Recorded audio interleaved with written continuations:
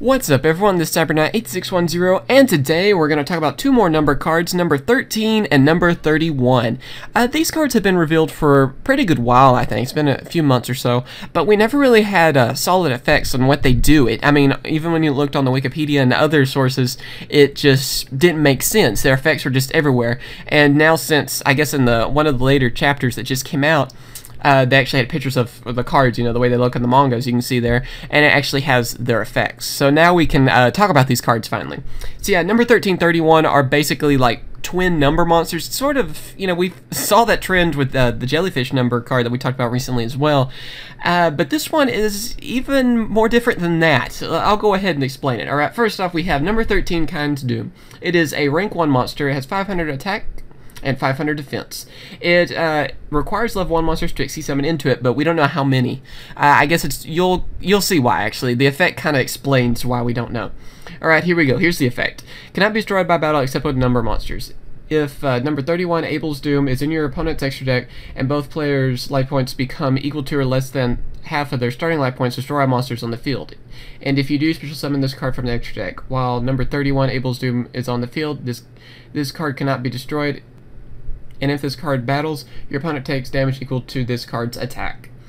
So yeah, that's kind of why you don't know how many it takes to XC summon into this, because, and number 31's the same as this too, where they just are special summoned from the extra deck.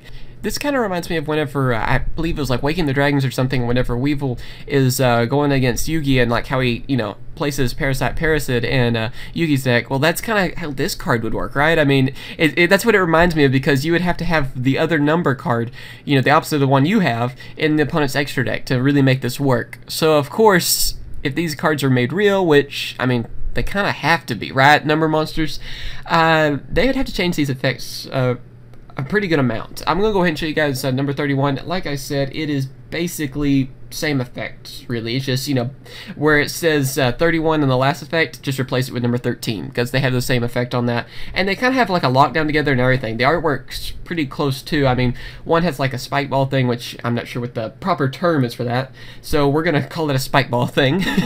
And then the other one has like that curved blade, which looks really cool. So yeah, they're just basically mirrored, and their horns are a little bit different looking.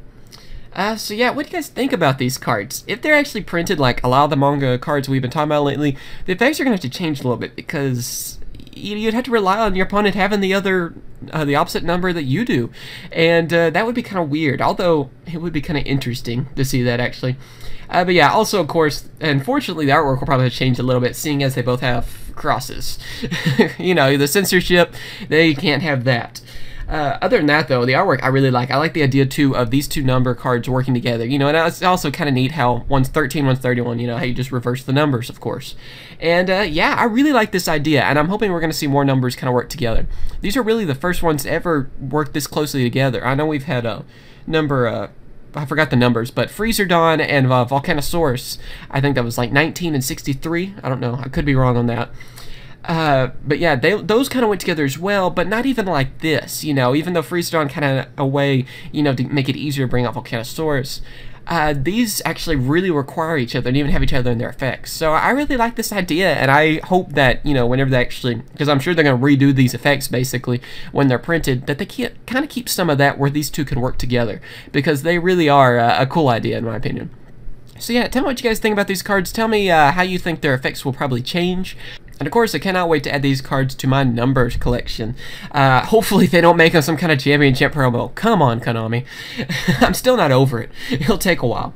Until that card's reprinted, I'll be over it. How about that? So yeah, thank you guys for watching. I hope you guys will, you know, enjoyed talking about these number cards. If there's any other cards, of course, that, especially if they're only from the manga, you know, cards we haven't seen yet and you think that should be printed and stuff, tell me in the comments, and we'll talk about those later on. I thought I would kind of do, you know, reviews on some of these cards, and then of course we'll do please prints with some of these cards as well, and I hope you guys will be looking forward to that. But yeah, can't wait to see what other number cards, because it seems like every week or so we're getting another number cards. So yeah, I'm hoping that maybe next year we'll have another Number Hunters pack, but only time will tell, so let's hope so though. Alright, so yeah, thank you for watching, and I'll catch you guys later. See ya.